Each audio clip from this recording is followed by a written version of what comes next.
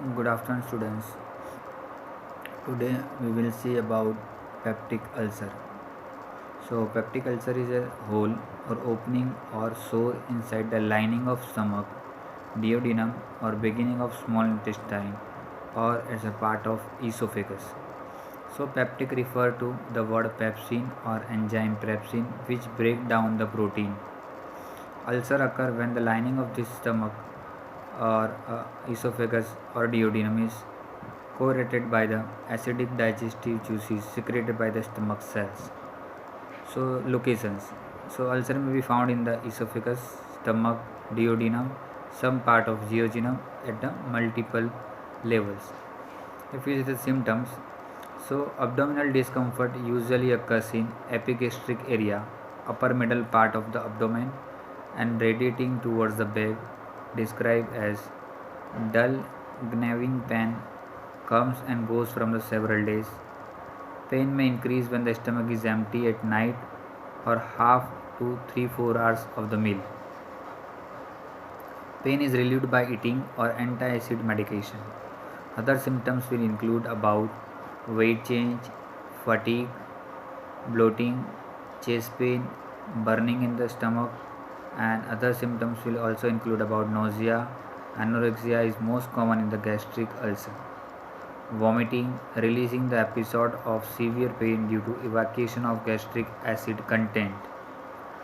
Less common symptoms which include the constipation, they are less than 5% of the patient with chronic duodenal ulcer has predominantly colonic symptoms. Other will be the heartburn and evacuation are also commonly associated with ulcer activity. Note that heartburn is a prominent that primary disease is thought to be the esophageal one. Then emergency symptoms will include if anyone have this kind of symptoms, call to the physician right away.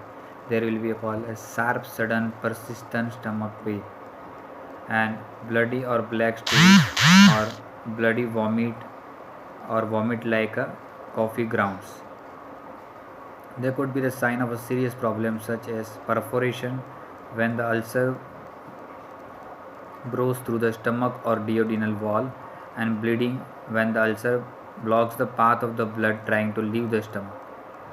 And causes of the peptic ulcer is known as when acid is still considered to be significant in ulcer formation. The leading cause of the ulcer is currently believed to be the infection in the stomach caused by the bacteria called Helicobacter pylori or we known as H. pylori.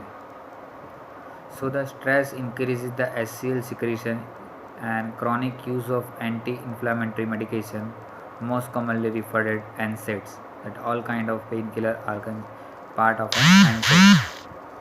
So this H. pylori bacteria excrete the enzyme is known as urease, which converts urea into the ammonia and bicarbonate, and the release of this ammonia neutralizes the acidic environment inside the stomach, which explain the difficulty in destroying the H. pylori bacterium. And ammonia is a toxic to epithelial cells and damage them, hence beginning of the stomach ulcer takes its course. Diagnosis is through the blood, breath, stool and tissue test. So first of all, in blood test there are most common they detect antibody of H. pylori bacteria. Blood is taken at laboratory through the finger stick. Urea breath test. Urea breath tests are effective diagnostic method for H. pylori. They are used after the treatment to see whether it is working or not. The patient drinks a urea solution and contain a special carbon atom. If H. pylori is present in the body, it breaks down the urea and releasing the carbon. So the blood carries the carbon to the lungs where the patient exhales it and the breath is accurate. Stool test. So detect the H. pylori infection in the patient fecal matter. HPSA. Helicobacter pylori stool antigen test is accurate to diagnose H. pylori. And tissue tests are usually done using the biopsy with the help of endoscopy.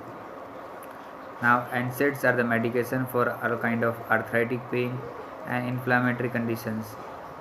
And along with that, aspirin, ibuprofen, naproxen, and electrolide are a few examples. This class of medications are interfering with the prostaglandins in the stomach and prevent the PGE2 synthesis, which leads to developments of ulcer in the stomach.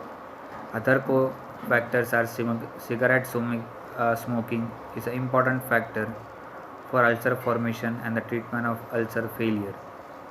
Cigarette smoking increases the risk of ulcer complication. Nicotine is a gangliotic stimulant, so it stimulates the vagal nerve and increases the HCl secretion through the acetylcholine. And alcohol intake disrupts the mucus secretion and causes the mucosal damage. Coffee, colas, spicy food, and caffeine. Now, type of peptic ulcer will include about duodenal, gastric, esophageal, and Zollinger-Ellison syndrome, that is a severe peptic ulcer plus gastric hyperacidity, and gastrinoma, isolates cell tumor in the pancreas, and curling ulcers. Treatment will include about basically three types. Number one is medication, number two is surgery, and number three is lifestyle modification. So, aims of the treatment, first of all, to eliminate the source of the problem, to promote the healing of ulcer, to prevent the complications of ulcer, to prevent the reoccurrence of ulcer by maintenance therapy, and to relieve the symptoms like pain, vomiting, and blood loss. Drugs are used as basically classified in three parts. Number one is anti-secretory drugs. They reduce the gastric acid secretion. Number two is antibiotic to kill H. pylori, and number C is cytoprotective drugs, which having effect on the mucosal protective properties. Now, anti-secretory drugs will help via three methods. Number one is H2 blocker, first line of treatment of peptic ulcer. Number second is proton pump inhibitor, and number three is anti-muscarine drugs. And in case of cytoprotective drugs, they include the four parts that we will call sucralfates, then misoprostol, antacids, and bichelates. These are the drugs which use in the form of treatment of peptic ulcer.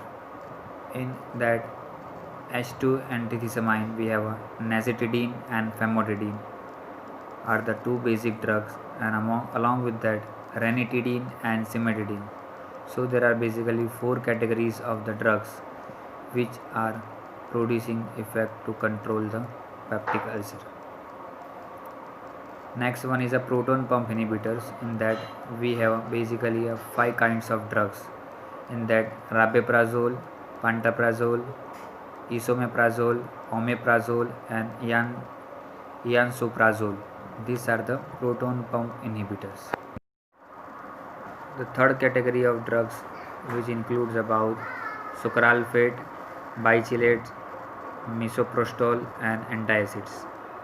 So sucralfate, it is the aluminum salt of the sucrose, and octasulfate, that is sulfate sucrose plus aluminum hydroxide. The mode of action is the mucosal protective action, and it increases the mucus production, increase the bicarbonate, and increase the prostaglandin synthesis. Moreover, in the acid medium of the stomach, it forms gel that adhere to the surface of the ulcer and have proves the physically protections of the ulcer. Side effect of these drugs will include about constipation due to aluminum.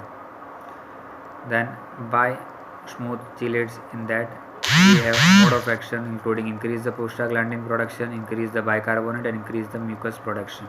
Side effect will be blackening of the tongue, teeth, and stools. Third one is a misoprostol or cytotec, which have a mode of action is mucosal protection by increasing the mucus production and decreasing the gastric HCl secretion. Use is it's only used for the prevention of NSAID with high risk of elderly, smokers, and patient with history of gastric bleeding. Side effect will have a GI disturbances, vomiting, and diarrhea. Antacids, the mode of action of this symptomatic relief via the neutralizations of the gastric HCl. Antacids are alhydroxide and magnesium hydroxychloride. And antacid again include with the sodium bicarbonate salt and calcium carbonate. These are the drugs which are used for the treatment of peptic ulcer. In case of antibiotic, metronidazole and pantoprazole are the most common drugs which used for the treatment of peptic ulcer.